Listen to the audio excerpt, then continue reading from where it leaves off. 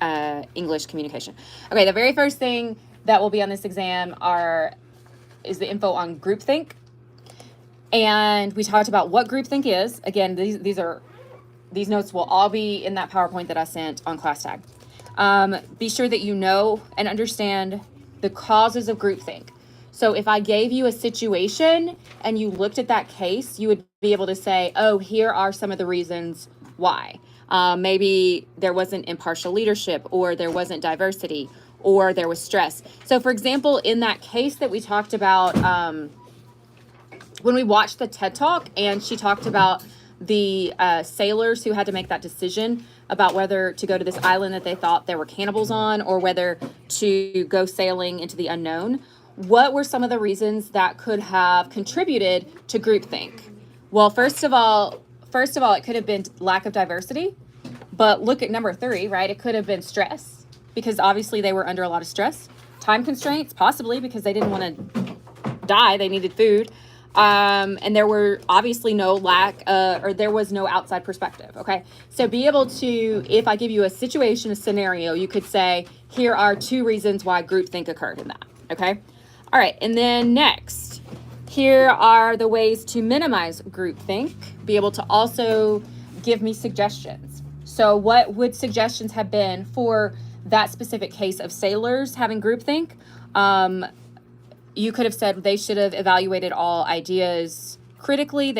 The leader of the group should have put themselves last, which is, I think that's the second point. Yeah, as a group leader, keep your ideas to yourself at first. They could have had a devil's advocate who suggested some what if scenarios, things like that. So know all of those ways. The 7 steps to problem solving. I'm not going to necessarily have you list these out, but if I gave them to you, know what order they would go in. Okay. I think even if you didn't study it, you would be able to mainly put them in order. Know what, let me see. Evaluate proposed solutions. Yeah, okay, that covers that. This was the practice that we went through.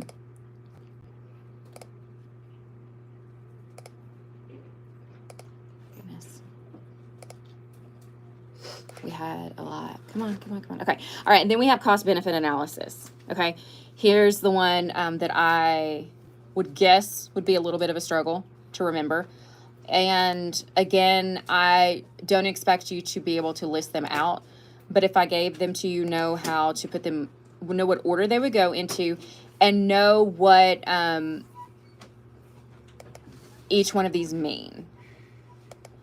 Understand that if you are supposed to put a goal for your current situation, or for just going through these, maybe I should click here. Know that a goal needs to be measurable. Know that the different types of costs, we have indirect costs and direct costs. These are all on the notes. And know that costs can also be, so you have your indirect and direct costs, but costs are monetary, but they're not just monetary, right? When you make a decision or a change, it can cost you different things that are not just put into value by money, not just new customers or new sales. It can be brand recognition or client loyalty. Hey, the talking is driving me nuts. Or like the little, what y'all have been though, right? No, y'all have not been communicating with each other. Okay, I know that. It might not be out loud, but like I can still see in the corner of my eye, like stuff going on. So it's distracting me today. All right, so also know how you're going to make a recommendation at the end. You're going to analyze the costs versus the benefits and see which one outweighs the other. Okay, here is the new thing for today, and that is creating a team charter, which you all are going to have the opportunity to do. Okay, so a team charter, I suggest to you, is a great way, especially if you're working in an environment like school, where people are not being depending on the success of their team to get actually their livelihood, right?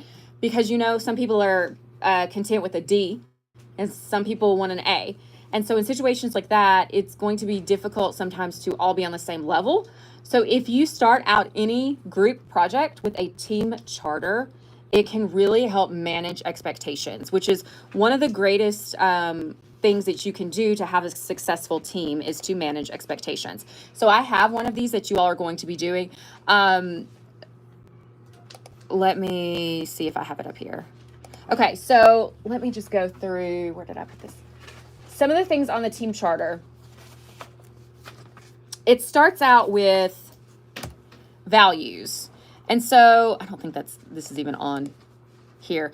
What are your values? First of all,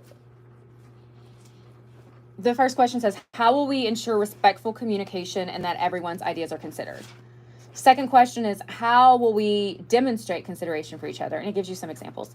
And then it gets into some of more of the nitty gritty, which I think is very, very helpful. Okay, it says meetings. Frequently, how often will we meet as a team? Then it says day and time. When are we going to meet? Go ahead and put that into, and maybe it's not going to be physically. Your meetings can still happen virtually. You can say, hey, we're going to do a text thread, and I expect everybody to respond to ideas by such and such. That can still be part of it. What is our expectation for team member attendance? Again, if you are just communicating like digitally through text messages, you could say, we expect each team member to acknowledge posts or text messages, or at least send a thumbs up to let me know you read it, or things like that. How will we come to meetings to be productive? So how are people going to prepare? And then how will we utilize strengths? So this is going to be specific to each team. So this is where you're going to talk about the strength of each team member. What is the process for holding each other accountable? So what are the deadlines? Are we going to have deadlines for this project? What are they going to be? If it's just one big deadline, how are we going to present our progress to each other? And then it also says, what will happen if a team member misses a meeting or doesn't complete their assigned tasks? What will happen then? Think about that. And that's unpleasant. That can be difficult. But if you talk about it up front,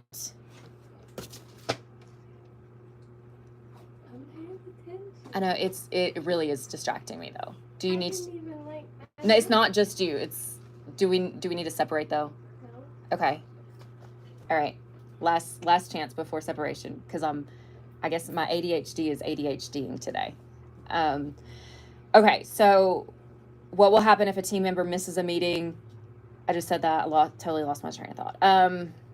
So talking about consequences or opportunities to catch up, or if you don't do your part of the team work right then, like if you miss a deadline, does that mean then I'm going to take your job and give it to somebody else and we'll just have to make a note of that? Talk about this before it happens, because after it happens, is it not kind of awkward then? Is it not like, okay, now I feel bad, I can't do that to my team member?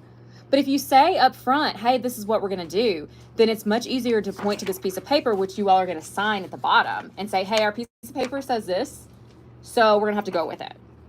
I did the same thing with the play. I don't know if you know, we have drama and chorus, and we're going to do a musical on May the 9th.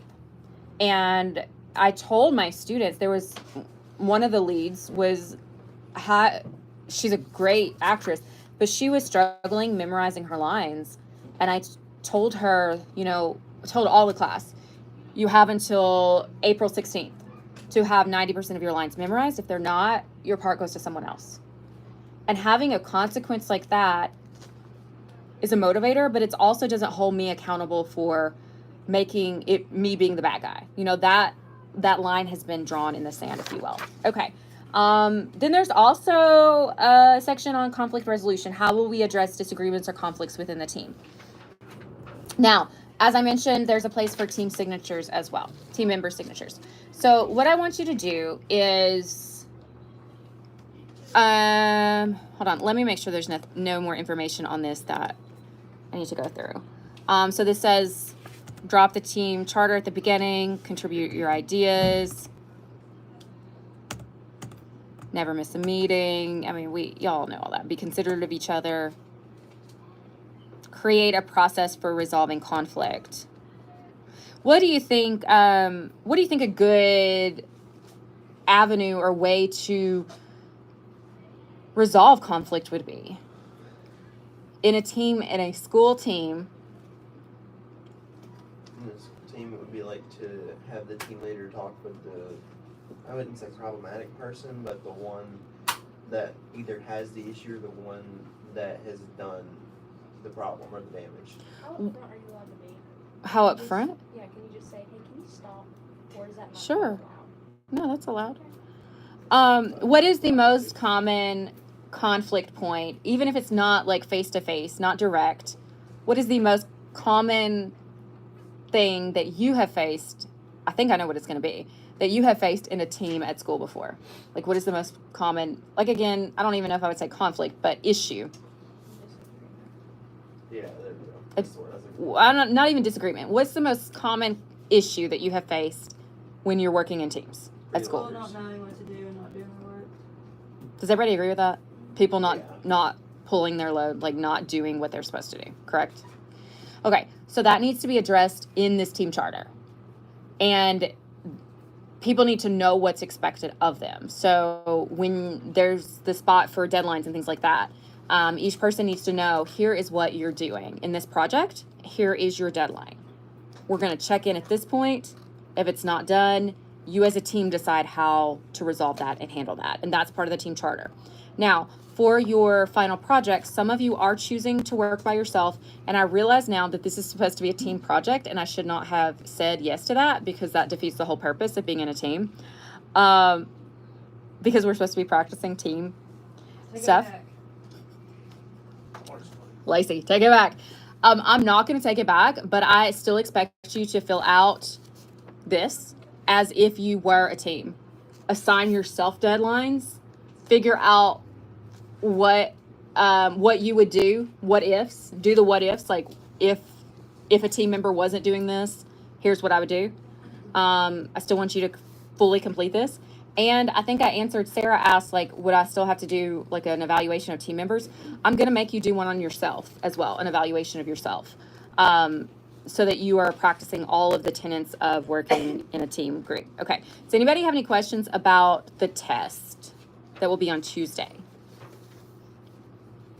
We also read the lottery, and be familiar with that story and be able to put that story into the context of teamwork. So I know we talked about how groupthink played a role in the lottery. So make sure you know how to explain that and maybe what could have prevented that. We spent quite a bit on that. So I think that you all should be good on that particular issue. There are some things at the beginning of the semester that we talked about that will not be on the test. I know we talked about team member types and some of that stuff. That's not going to be on the test. It's just going to be starting with groupthink, going through the team charter. Okay, everybody good? I'm going to pass these out and give you all time to work on them in class.